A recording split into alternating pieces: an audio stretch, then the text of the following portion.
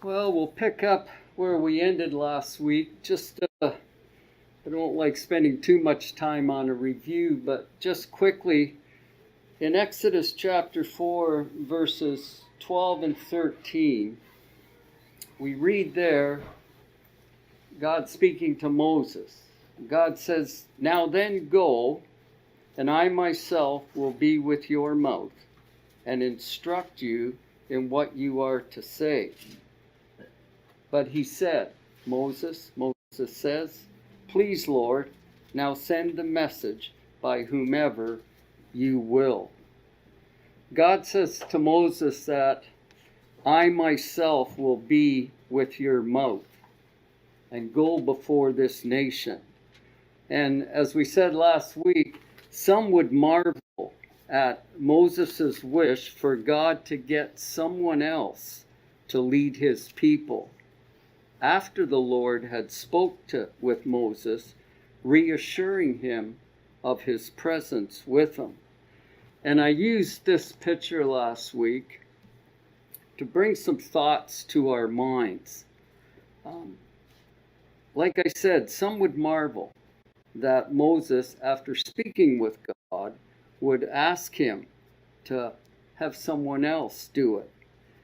And the reason I picked this picture was because I wanted us to consider, if we'd have been in Moses' shoes, would we have stepped up accepting this job? Because the picture brings out the magnitude of the amount of people. The scriptures tell us that 600,000 men left Egypt with women and children. Sometimes, when we think of Israel leaving, we don't really picture in our minds. It was a nation. It's a lot of people. And God here is asking Moses to stand before these people. And I thought of the Apostle Paul reminding us in Romans 12 in verse 3, where Paul says, "For I say, through the grace given to me, to everyone who is among you, not to think of himself more highly than he ought to think, but to think soberly, as God has dealt to each one a measure of faith." It was a grave responsibility that God was giving Moses. And the Bible tells us that Moses was the meekest man in all the earth, the scriptures tell us, which doesn't mean that he was cowardly. Meekness doesn't mean that at all. Moses just simply, to God, admitted his insecurity. Moses said, "I'm slow of speech and slow of tongue." And God was asking something that worried him, that scared him, actually. Look at the number of people that he would be in front of. And Moses, though, as we know, displayed a character of profound humility and submission to God's will. And that is why God chose him. First of all, we bring that out. But God let him know that he would help him deal with this nation and with his insecurities. And the reason I just reminded us of that is when we were driving home last week after service, thinking of this, the job of elders came to my mind. Some of them are meek men, maybe not great orators. And the thought was, how do we help these qualified men carry out their duties of shepherding God's flock? Is it with grumbling, as so often was the case with Israel? Or is it with encouraging words and prayer, trying to encourage them? And for that matter, how do we help one another with encouragement? And I thought it's a good thought for us to consider. And also, at the end of class, I had used this picture to bring to our senses the feelings of the people at this time. If you look at Exodus 19,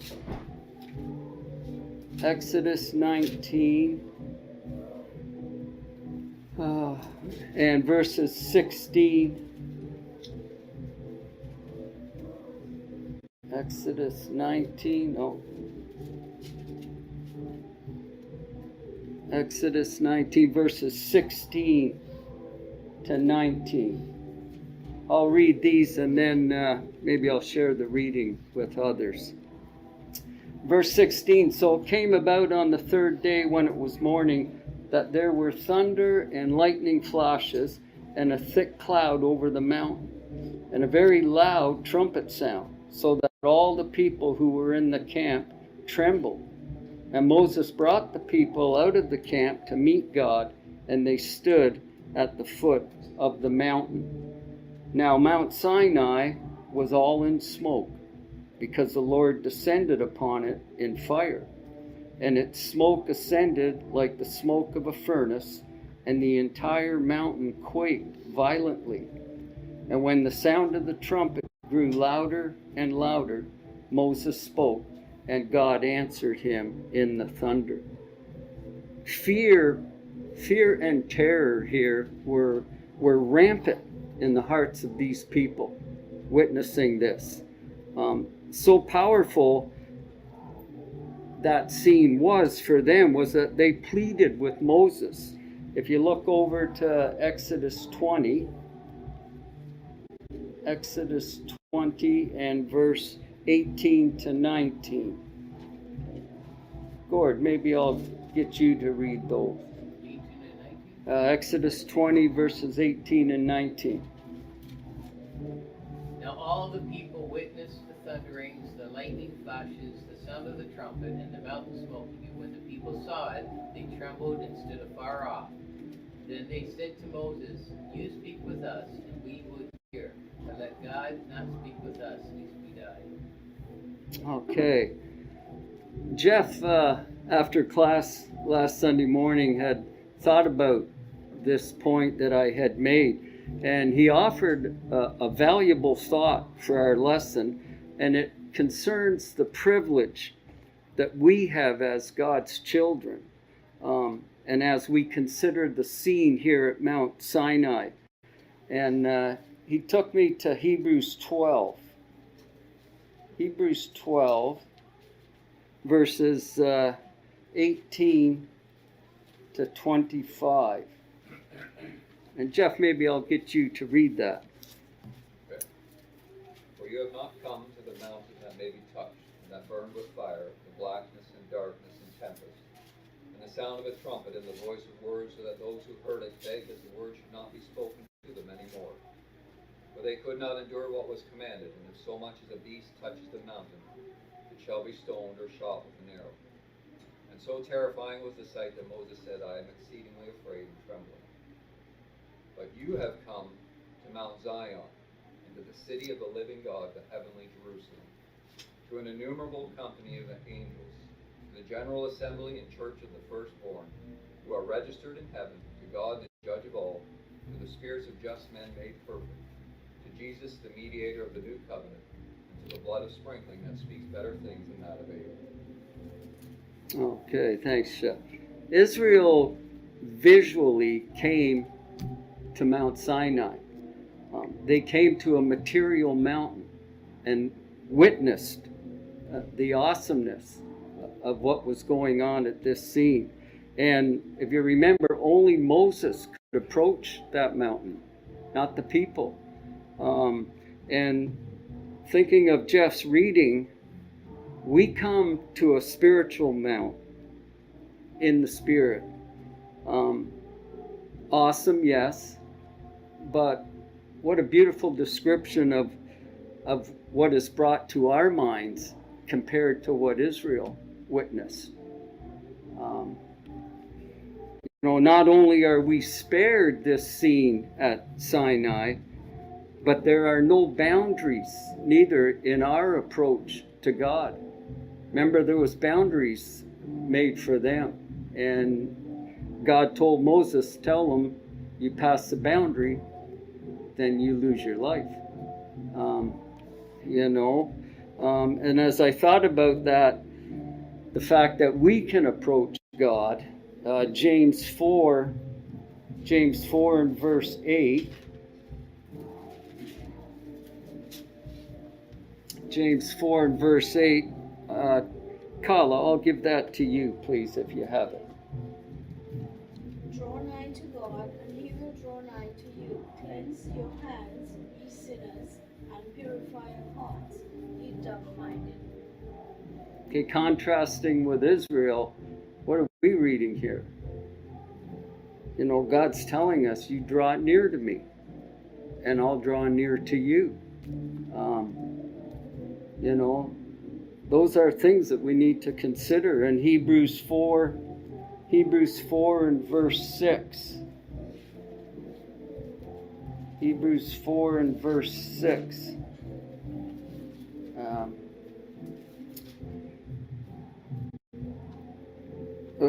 Hebrews 4 and verse 16 is what I am thinking of. Barbara, do you want to read that, please?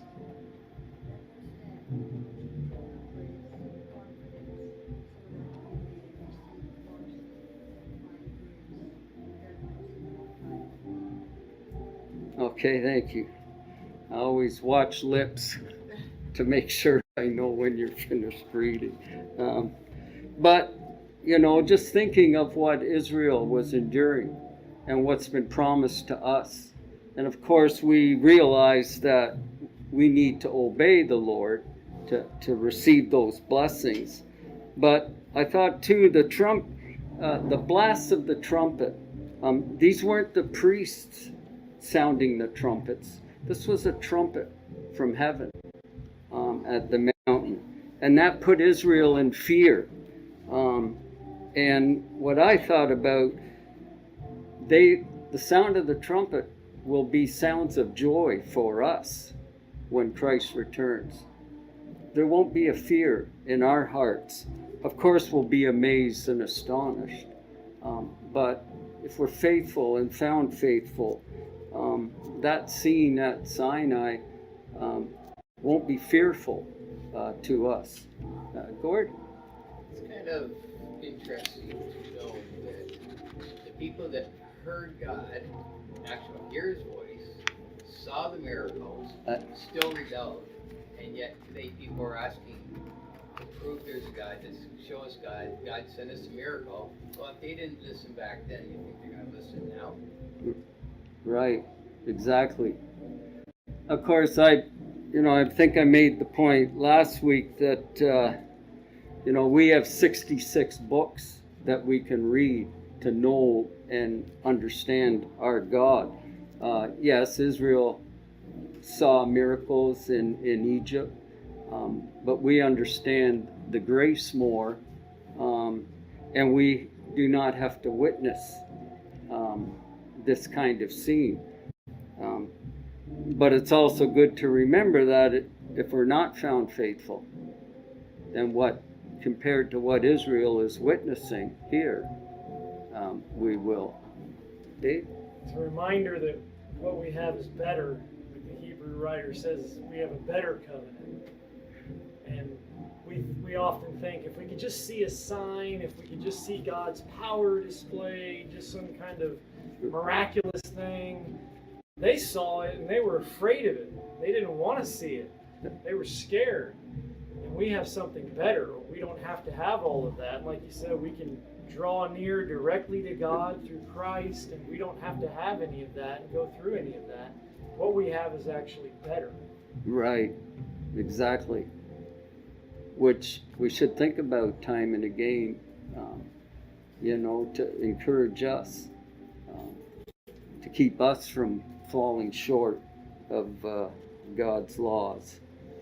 And so after that awesome entrance, Moses is called up to the top of the mount to, let's see, I got to skip ahead here. To receive the Ten Commandments. Our classes, for those that haven't been here, we looked at the Rainbow Covenant, then we looked at the Noahic Covenant, and the Abrahamic Covenant, and now we're looking at the Mosaic Covenant. and then we're going to go into the Davidic covenant and then the covenant of promise. But we weren't going into it too deeply, but enough that some things that came out to me to encourage us is kind of where we were heading. But Moses goes up the mountain and he receives from God the Ten Commandments. And they're also spoke of as the law of Moses. That's more common. But what should we understand about that as far as Moses goes and God goes? Tammy? Well, it's not really his law, it's God's law. Right. Just presented through. Right. Moses was a what? Moses was a prophet, wasn't he? He was a mouthpiece for God's word. And the law or commandments, so, are really the law of God delivered to Israel. And these 10 commandments,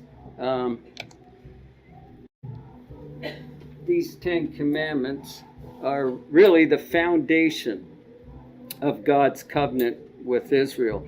And then if you remember back when we began the study, there was two different types of Middle Eastern treaties at the time. Remember, one was the party covenant, and that was between equals. Remember, we gave some examples of that. And then there was the suzerainty covenant, and that was one that was between a king and his vassals or his servants. And here God is presenting to his servants, the Israelites, their duties and obligations of the covenant that he was making with them. But they are not the, I don't know why I keep touching that, but they are not the entirety of it, okay? As we will see, God had a purpose in how he delivers his commandments here. And the first thing I noticed was that the first four dealt with one's relationship to God. Okay, and I believe God here first needs to remind Israel of his gracious actions to them in freeing them from Egyptian bondage. And he was to be viewed, if you think of what they endured in Egypt, he was to be viewed as the best of the gods.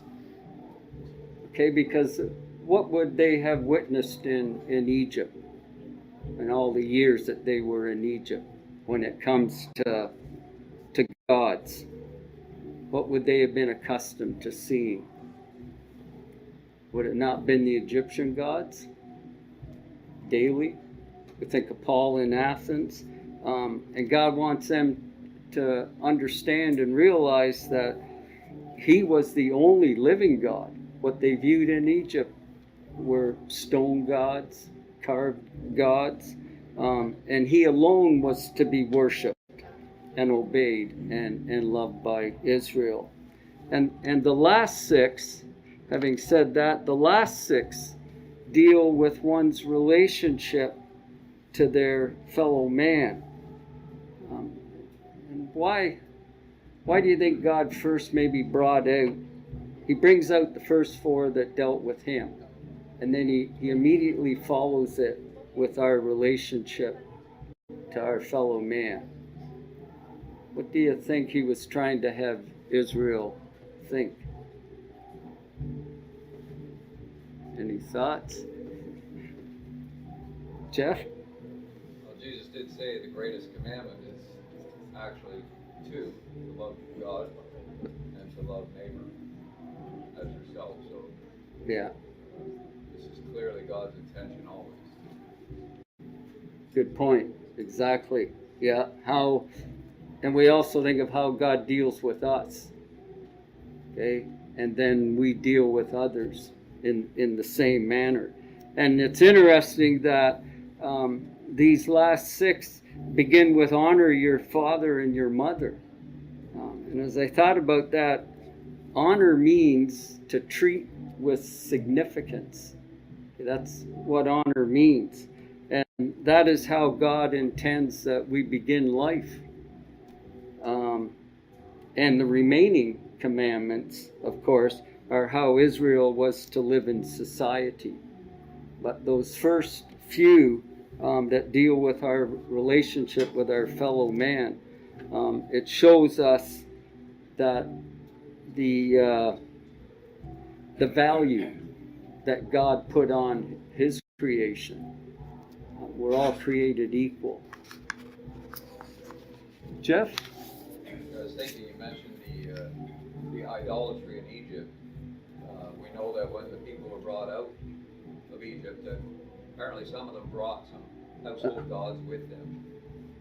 So you see that they've been influenced by the Egyptians for the time that they were there, by their idolatry. So really, God's giving them a basic structure to begin training them. Like a child, when a child is young, we're given a basic structure, and then we learn, and then we go on from that. And He's giving them the basic structure to begin with. Right. Because He's going to have to teach them these things are not right. Exactly. Yeah. And they needed that. They'd been influenced in Egypt, all those years.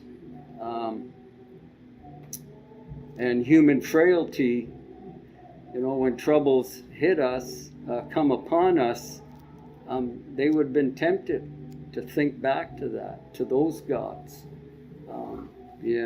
So you're right, Jeff. I'm not saying that's an excuse, though. They did not have an No. excuse for doing that. But Oh, no. you can see how they've been influenced by it. Right. Yeah, exactly. No, I knew that. And so then, before God had finished giving the law to the people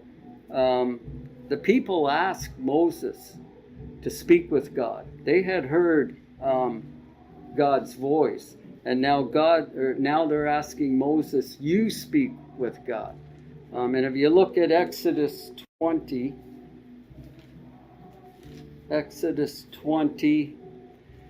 and verses 18 to 21. Dave, I'll come up on this side, start with you. Exodus 20, 18 to 21. Now all the people witnessed the thunderings and the lightnings and flashes and the sound of the trumpet and the mountain smoking, and when the people saw it, they trembled and stood afar off. And they said to Moses, "You speak with us, and we will hear, but let not God speak with us, lest we die." And Moses said to the people, "Do not fear, for God has come to test you, that His fear may be before you, and that you may not sin." So the people stood afar off, and Moses drew near the thick darkness where God was. Okay. What Israel heard and saw, okay, we read there that they're put in fear. And they plead with Moses. And their actions, really their reaction, should cause us reflection. We should give reflection to what they are enduring here. And speaking of fear, okay, fear to the unknown or the uninformed is natural. That's understandable. But does God want us to fear Him?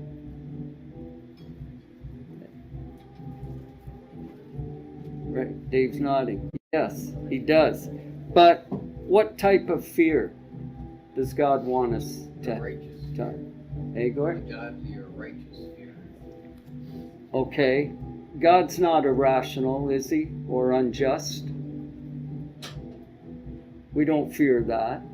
But at the same time, as you mentioned earlier, with the different treaties and the structure of this, He's not our equal. Right. We can't think of Him as our equal. We have to think of Him as being above us, infinitely above us. Exactly. Yeah. And He will allow us to come to Him. So we don't need to fear coming to him. Jeff? One parable that Jesus gave, that the one that was given the 1 talent and he hid it, there's the wrong kind of fear. Fear that prevents you from acting when you should act. Prevents you from doing God's will. That's not the fear God wants. Right. Exactly. That's a healthy fear. Yeah. Yeah. With Israel, what they were witnessing should have really caused them to respect God more, and to pay attention to the obvious hazards of sin. And yet they didn't do that. They needed to think cautiously, reverently, and to be obedient. And the same as with us. And they would, by doing that, then they might not sin. They might not have sinned and lost respect for God. And the same goes with us. We should be thankful, shouldn't we, for God's grace, and never abuse it. And so following this, Moses goes back up the mountain. If you read those passages, you really got to follow the up and down of the mountain and how far up the mountain that Moses went. But while the people stood afar off, Moses draws near to the presence of God to hear the rest of the covenant. Now, I won't read all those passages, but in that reading, we have all the ceremonial laws, the laws concerning the altar, the servants, the law of crime and capital punishment, the treatment of animals, theft and personal property, and the Sabbath day. And in that was their 3 annual feasts. And we read now in Exodus 24 and verse 3, Exodus 24 and verse 3.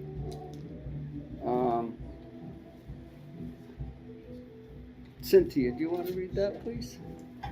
So Moses came and told the people all the words of the Lord and all the judgments, and all the people answered with one voice and said, all the words which the Lord has said we will do. Okay, Moses now has received all of the covenant that God was making with Israel. And he writes these down. He writes the conditions down of the covenant. Then he offers sacrifices to God, and he sprinkles blood on both the book and the people. And so we see now that, we saw with Abraham, with Noah, we saw the sign that God gave to Noah, the rainbow. And with Abraham, the sign of the covenant was the circumcision. And here we see that the covenant now, it's not really spoken of as a sign, but now it's sealed. This is it. It's the end. God has finished. And the covenant is sealed by blood. And blood being mentioned kind of takes us back to the days of Abel, doesn't it? Where we see the value and the necessity of bloodshed for spiritual benefits. And now we see that God has laid out the covenant, and it is sealed by blood. And sometimes people try to make a distinction between the ceremonial and the moral laws of God. But there was only one law. There was only one law given at Sinai, not two. And we see that here, and God has sealed that. And something else to point out is that this covenant was between God and Israel. Noah's covenant was with Noah, the promise to Noah. Abraham's, the covenant with Abraham, as we're going to see, we're seeing it unfold we're seeing to begin here the nation promise that God made to Abraham. But in Deuteronomy 5, Deuteronomy chapter 5, and verses 2 to 3, we read there, the Lord our God made a covenant with us at Horeb. The Lord did not make this covenant with our fathers, but with us, all of us who are alive here today. What are we to understand there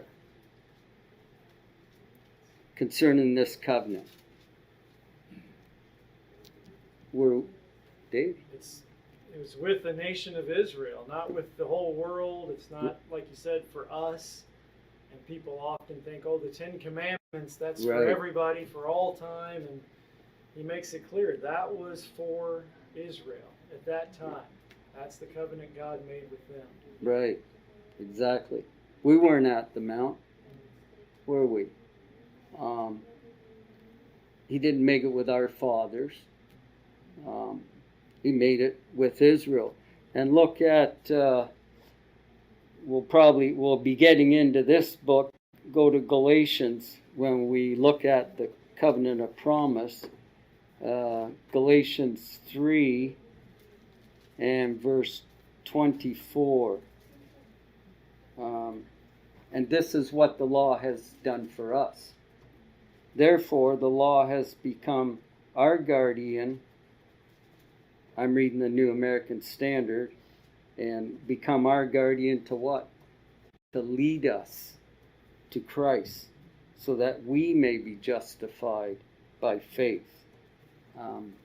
I just pulled that verse out, because that'll be in our lesson later. But we can read and understand that law was not for us, that was for Israel.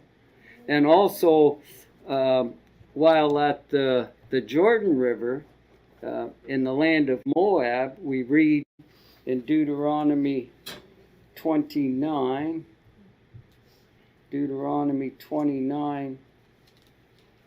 and verse 1. These are the words of the covenant which the Lord commanded Moses to make with the sons of Israel in the land of Moab, besides the covenant which he made with them at Horeb. Here Moses is reminding the people of their covenant with God. As we know the story, Moses doesn't cross over the Jordan.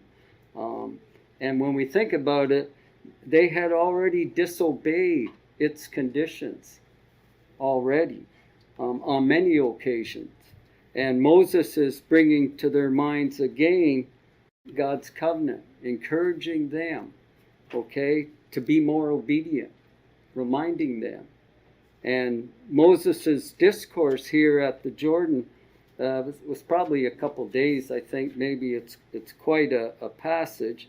But we see, like Abraham, Isaac, and Jacob, his time now on earth, and his part in continuing God's promise to Abraham is coming to an end.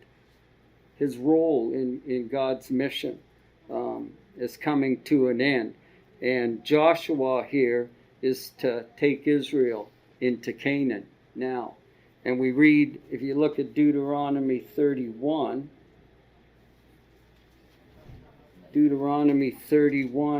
and verse 14. Then the Lord said to Moses, behold, the time for you to die is near. Call Joshua and present yourselves at the tent of meeting, and I will commission him. So Moses and Joshua went and presented themselves at the tent of meeting. And so now Joshua is preparing to take Israel across the Jordan into the promised land. And we see there that upon entering the promised land, again, Moses recited the covenant before they crossed the river, and now they're across the river, and Joshua sees the need again, and he recites the blessings and the curses of the covenant from Mount Gerizim and Mount Ebal. And if we look at Joshua chapter 8, we read that scene, Joshua chapter 8, verse 30 to 35. Henry, have you got that? Joshua 8. 30 to 35. Okay, split that with Tim. You do 2 verses. Yeah, you do 2 verses. And Now Joshua built an altar to the Lord God of Israel in Mount Ebal, as Moses, the servant of the Lord, has commanded the children of Israel, as it is written in the book of the law of Moses. An altar of the whole stones, for which no man has ready an iron tree, and they offered on it burnt offerings to the Lord, and sacrificed peace offerings. There in the presence of Israelites, Joshua copied on stone the law of Moses, which he had written. All Israel, allies and citizens alike, with their elders, officials, and judges, were standing on the both sides of the ark of the covenant of the law, facing those who carried it, the priests, who were Levites. Half of the people stood in front of the Mount Gerizim, and half of them in front of Mount Ebal, as Moses, the servant of the law, had formerly commanded when he gave instruction to bless the people of Israel. Afterward, Joshua read all the words of the law, the blessing and the curses, just as it is written in the book of the law. There was not a word of all that Moses had commanded that Joshua did not read to the whole assembly of Israel, including the women and children, and the allies who lived among them. okay, thank you, guys. So we see, I just got the notice there, classes ended. We see Moses reminds them before Israel crosses the Jordan. And again, Joshua here recites it, renews that covenant with them, reminds them, even to the point of writing it down again on the altar. And I found it interesting that Bible critics have ridiculed the recording of Joshua and the elders reciting the law here at Gerizim. And I found an archaeologist that went over. This is a picture. This is the valley between Ebal and Gerizim. And it's modern now, of course. Shechem's in the middle. But this entire region in here forms a natural amphitheater, okay, about 2 miles wide. And it would not be difficult for the people who would have been scattered all over the sides of the mountain and the slopes to hear the Levites reading to them the blessings and the curses of the law. And I had read where an archaeologist had went over and they tried to reenact that. And he said, yes, you could hear the echo in that valley. But we believe it because the Lord tells us. But it's just interesting that was looked into. And so we're going to have to end, because Jared keeps us on the bell. But to end this part, this covenant then between God and Israel was temporary. Okay, and God promised a day in which he would make a new covenant. And not only with Israel, but with all mankind. And I'll just finish then with Jeremiah 31. Jeremiah 31 and verses 31 to 34. Behold, the days are coming, declares the Lord, when I will make a new covenant with the house of Israel and the house of Judah, not like the covenant which I made with their fathers on the day I took them by the hand to bring them out of the land of Egypt, my covenant which they broke, although I was a husband to them, declares the Lord. For this is the covenant which I will make with the house of Israel after those days, declares the Lord. I will put my law within them and write it on their heart, and I will be their God, and they shall be my people. They will not teach again each one his neighbor and each one his brother, saying, Know the Lord, for they will all know him, from the least of them to the greatest of them, declares the Lord. For I will forgive their wrongdoing, and their sin I will no longer remember. This is what the Lord says, He who gives the sun for light by day, and the fixed order of the moon and the stars for light by night, who stirs up the sea so that its waves roar. The Lord of armies is his name.